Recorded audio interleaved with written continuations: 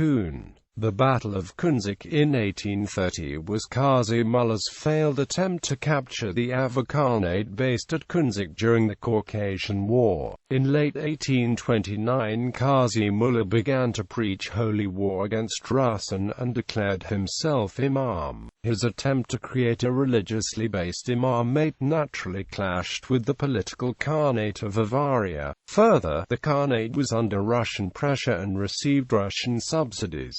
Qazi Mullah was based at Gimri, 25 kilometers northeast of Khunzakh. On the 4th of February 1830, Qazi Mullah gathered some 3,000 men and marched on Andi, 50 kilometers west of Gimri. He gained the reluctant support and marched to Khunzakh, 45 kilometers southeast, arriving on the 14th. Khunzakh at this time had over 700 houses, walls and defensive towers, and was ruled by Pakubag, the widow of the late Khan. Qazi Mullah advanced, leading one column and Shamal the other. Impressed by the large force, the defenders began to give way. Pakubag, it is said, suddenly appeared before them and said, "Avars, you are not worthy to bear arms. If you are afraid, give your swords to us women and take refuge behind our robes." Quote. Stung by this taunt, the defenders rallied and drove off the Murads, killing 200, wounding many and leaving 60 prisoners in the hands of the Khanshah. Haji Murad gathered up the banners of the enemy and sent them to Tiflis as proof of Avaria's loyalty to Russia. Qazi Mullah withdrew and soon made a new base in the forests of Chumkaskan, 20 kilometers east of Gimri. Qazi Mullah was killed in battle 2 years later and was followed by Hamza Bek.